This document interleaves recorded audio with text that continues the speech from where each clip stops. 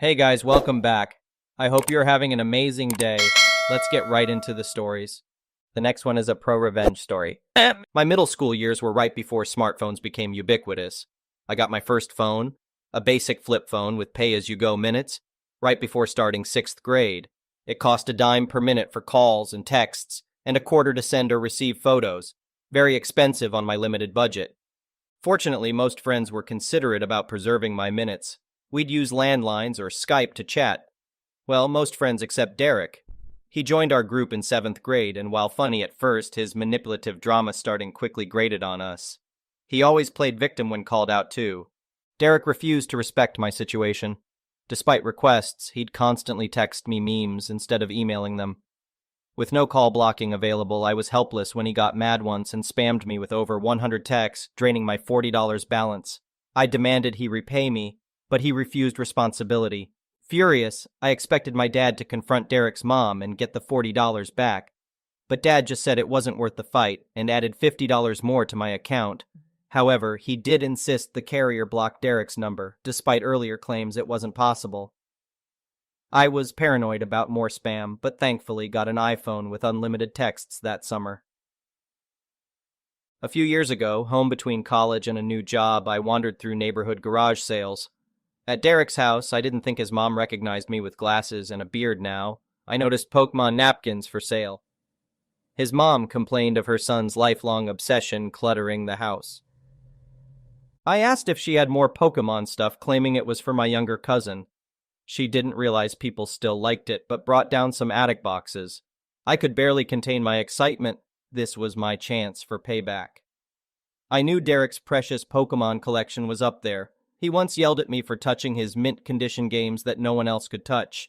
The first box was junk, but then, jackpot. Dozens of perfect Pokemon games and consoles. Binders of rare cards, too, and a box of Lego sets, including Star Wars I knew were valuable. For all 5 boxes, she said $100 each or $400 total. I raced to the ATM and returned fast. This score was worth thousands, finally making up for Derek stealing my $40. I gave it all to my uncle who sells on eBay. Despite my urging, he took only 10% after fees and taxes. We logged each item. The total value was around $40,000, 1,000x what Derek took from me. My uncle sold most of it that summer, giving me a life-changing check that paid off loans and a new car down payment. Sweet justice. The first one is an entitled people story. I've always loved nature and the outdoors, so when I inherited some land with a dense bamboo forest on it, I was thrilled. The bamboo created a peaceful, serene environment that I enjoyed spending time in. I decided to build a small cabin on the edge of the bamboo forest so I could really immerse myself in this little slice of paradise. For the first few years, everything was perfect. I spent my days hiking through the bamboo, reading on my porch surrounded by the green stalks swaying in the breeze, and just finding harmony with nature. The forest was on the edge of my property, bordering my neighbor's much larger estate. He was rarely around, just using his fancy mansion as a vacation home a couple times a year. I'd wave politely if I ever saw him, but other than that, didn't have much interaction with the guy.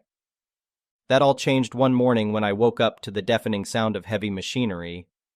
I rushed outside in my pajamas to find a bulldozer plowing down the bamboo stalks on the edge of my property. My heart dropped as I watched acres of bamboo get mowed down by the giant machine. I ran over, frantically waving my arms and yelling for them to stop. The bulldozer operator finally noticed me and killed the engine. I demanded to know what was going on and who authorized this destruction. That's when my neighbor strolled over casually like nothing was wrong. He started going on about his plans to build a golf course and pool house over here, and how the bamboo had to go because it didn't fit his vision. I was flabbergasted. Did this guy really think he could just bulldoze down a forest that wasn't even his? When I pointed out that this was my property, he just dismissed me with a wave of his hand. It's a minor technicality. I'm sure we can come to some agreement. Name your price. I saw red. This bamboo forest meant everything to me. I told him there was absolutely no amount of money that could replace what he was so recklessly destroying. The bulldozer had already cleared away about an acre of bamboo. I demanded that he stop this instant and get off my property. The neighbor just chuckled condescendingly. Look, you're being irrational. Don't worry, my landscaper will plant you some nice decorative shrubs and all this will be forgotten. Before I could respond, he signaled to the bulldozer operator to fire up the engine again. I had no choice but to get law enforcement involved. Thankfully, the police arrived pretty quickly and were able to stop the destruction before more damage could be done. Over the next several weeks, I wish I could say things improved, but they only got worse. My neighbor kept sending his landscaping crew over to clean things up, which really meant destabilizing the remaining bamboo stalks and trying to kill off the forest. He even had the audacity to build a retaining wall and paved path going through my property to connect his mansion to where he wanted to build the golf course. I put up no trespassing signs, which he completely ignored. Every day it was another infringement on my rights and destruction of the bamboo forest I held dear. I tried reasoning with the guy, but he refused to listen, determined to get his way no matter what. Finally, I'd had enough. I wasn't going to sit there helpless while this entitled jerk destroyed what was rightfully mine. I hired myself the meanest, toughest lawyer I could find. She helped me slap my neighbor with a massive lawsuit for illegal trespassing, encroachment, and damaging my property. We sued him for millions in damages, and even got an injunction to stop any continued work on my land while the lawsuit was underway.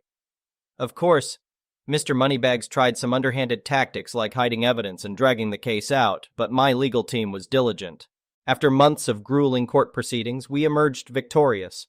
The court issued a permanent restraining order, forbidding my neighbor from coming near my property again. He had to pay a huge sum in damages, which I happily accepted, though it pained me to put a dollar value on my beloved bamboo forest. I think what hurt him most was the judge forcing him to forfeit the adjacent land where he was trying to build the golf course. My neighbor was livid, but I didn't care. Justice had been served. I took great satisfaction in seeing his entitled, smug face scream and turn purple with rage as the verdict was read. Maybe next time he'll think twice before trying to bulldoze land that doesn't belong to him. With the lawsuit settled, I could finally start to heal and rebuild. I used some of the money to have bamboo replanting experts restore parts of the forest that had been lost. It gave me hope to see little bamboo shoots already starting to spring forth from the earth. There was a long way to go, but I was committed to nurturing the forest back to health. The one positive outcome was that the entire legal battle brought my community together. My neighbors were horrified at what I had been through and became passionate advocates for preserving our natural spaces. We started a neighborhood watch program to look out for each other's property. Sometimes I'll still catch myself gazing wistfully at an empty patch of land, remembering the towering grove of bamboo that once stood there. But the bird song drifting through the brisk morning air and the rustle of new bamboo stalks reminds me to stay hopeful. We may not be able to replace what was lost, but with time and care we can grow and nurture something beautiful once again. Though the journey was difficult, I found solace knowing that I fought for what was right. I refused to let my principles and love of nature be bulldozed like my neighbor tried to do with my bamboo forest. The law can seem slow and ineffectual at times, but ultimately it served its purpose in my case. After months of anguish, the courts compelled that greedy, entitled man to take accountability. It set an important precedent. No matter how rich and powerful you are, you can't go around trampling other people's rights. As I sit here on my porch, sipping tea surrounded by the tranquil whisper of bamboo stalks, I feel grateful. Grateful that I was able to save a portion of this exquisite forest that has nurtured my soul. And grateful that somehow, even after such greedy destruction, there is still new growth pushing forth, a reminder of nature's resilience.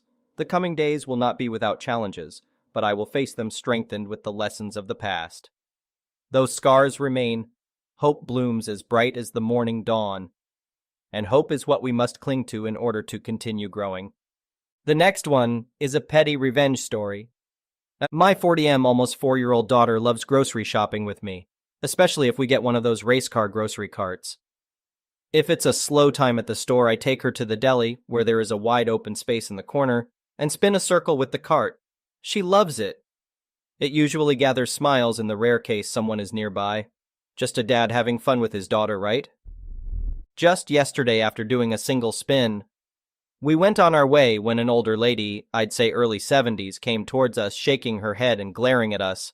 I gave her a perplexed look in response to her scowl, and she muttered something about having absolutely no respect for public spaces. I responded, "Sorry, ma'am, I was just having fun with my child. Sorry to have offended you. Have a nice day." I thought that was that and was happy to move on, but she continued. Her, shame on you for teaching your child such poor manners. I taught my children how to behave in public. Me. Clearly that's a lesson you didn't bother to learn yourself. I wonder how well they turned out. Her muttered something about them being perfect. My almost 4-year-old is extremely perceptive and sensitive, and asked if she had done something wrong. I then explained as loud as I could. Me. Absolutely not, honey. That's just a very grumpy old bully. She angrily responded, I am not grumpy, I just want to be left alone. Me, with my stern face. No? Well, you certainly are a bully then, and if you want to be left alone, I strongly suggest you start minding your own ducking business. You taught your children to behave in stores. I'm teaching mine to stand up to bullies like you. Thank you for this perfect teaching moment.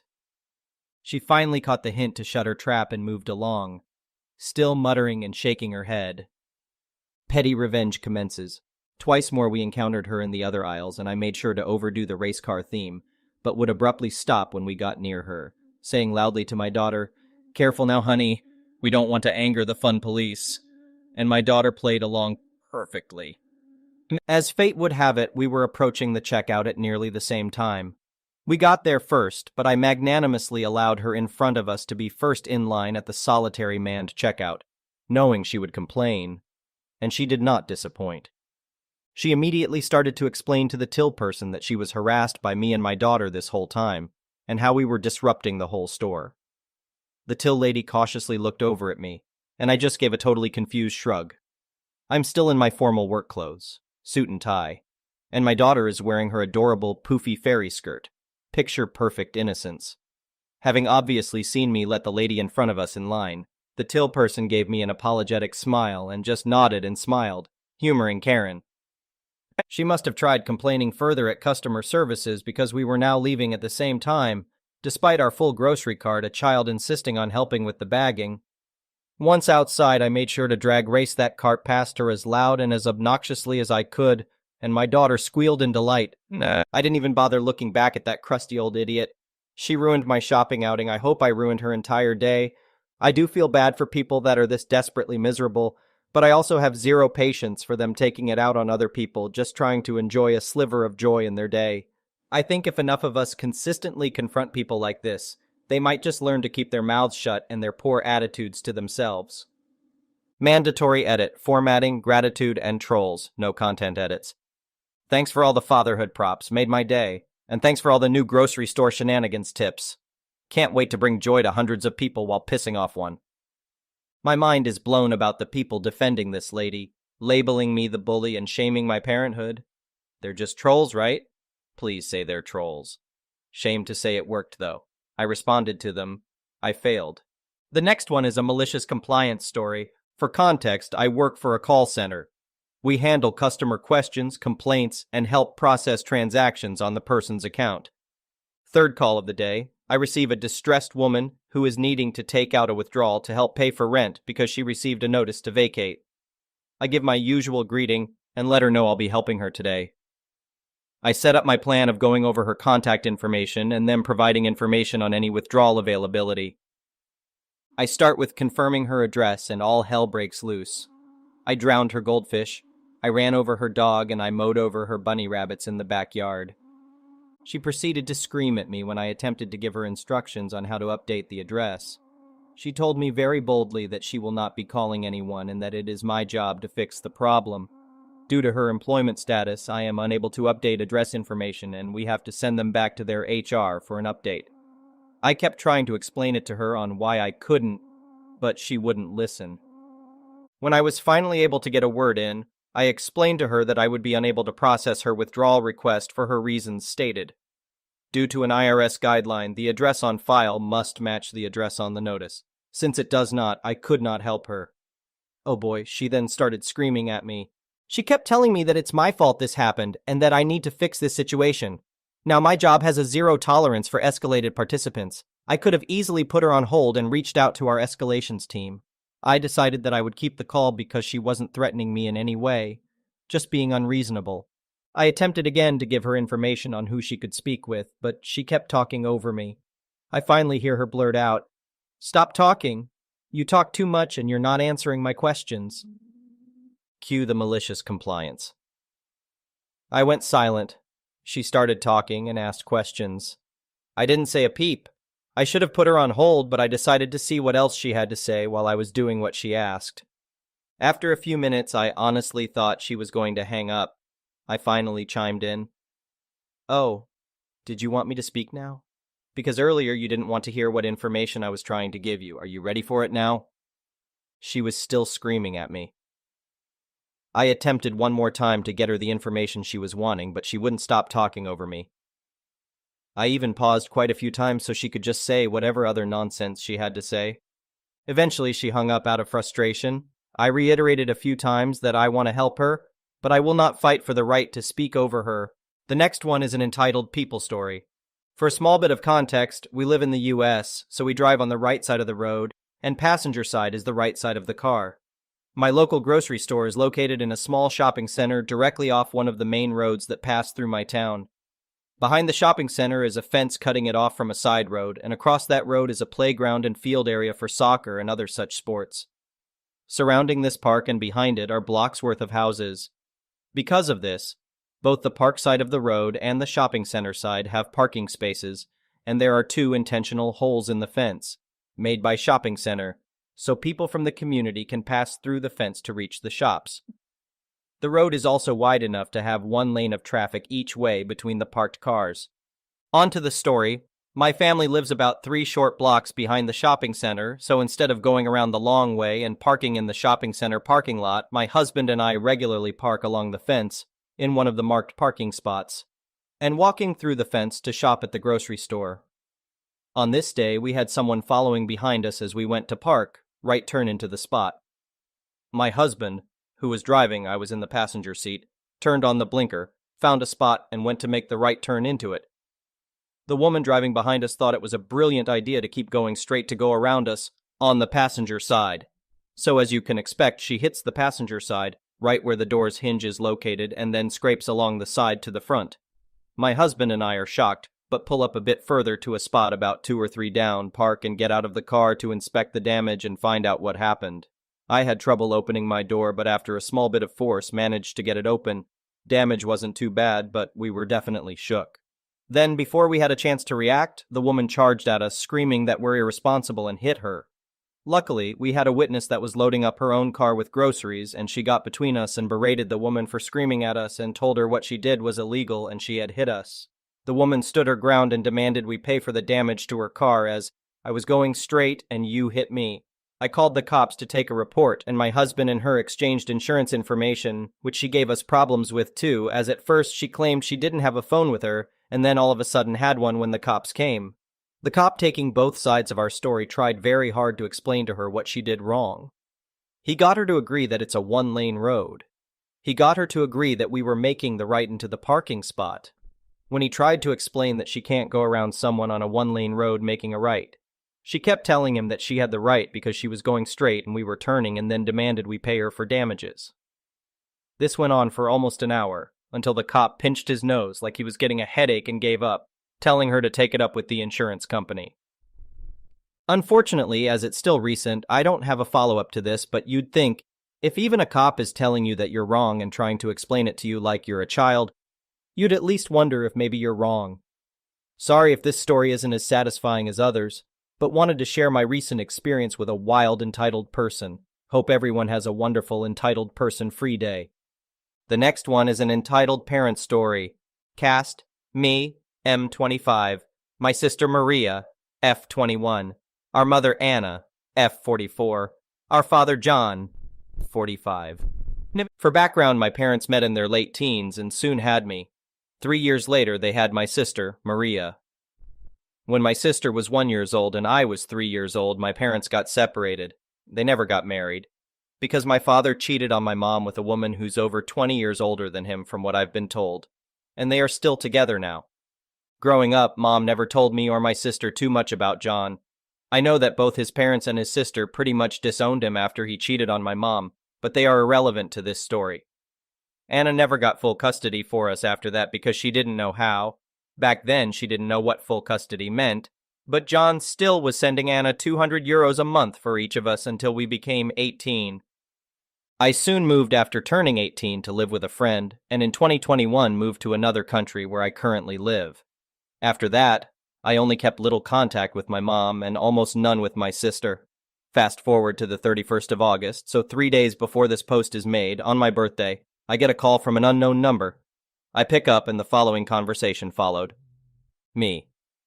Hello? John, OP. Me. Yes, who is this? John, it's me, John. Me. I'm sorry, but I don't think I know you. John, I'm your dad. Me. I'm sorry. John, how are you? Me. Why did you call me? John, it's your birthday, right? Me. Yes, it is. John, happy birthday, OP. Me. Again, why did you decide to call me now? Don't you have a new family? John. Yes, I'm married now, but I have no other kids other than you and Maria. At this point, I was in disbelief, so I ended the call. I couldn't understand why did he decide to call me after 20 ducking years of no contact between us. He tried calling me again, but every time I ignored the call. The next day, Mom called me. Me. Hello? Anna. Why did you hung up on John? Me. Mom, are you serious right now? Anna. Yes, he changed now. He wants to have a son and daughter again. Me. I guess it's just a bit too late, don't you think? Anna. Stop being dumb and go talk to your father. Me. No, you go talk to him if you want to. I have nothing to talk about with that piece of crap. After I said that, I hung up on her also. Both my mom, her side of the family, and also my sister have been blowing up my phone daily. I already blocked some of them. He hurt us badly and everyone decided to forgive him out of nowhere for no apparent reason. I am not forgiving him, and I'm thinking about cutting contact with the rest of my family if they keep defending him. A good father doesn't leave his children for 20, and then, out of nowhere, decides that he is entitled to having a relationship with them.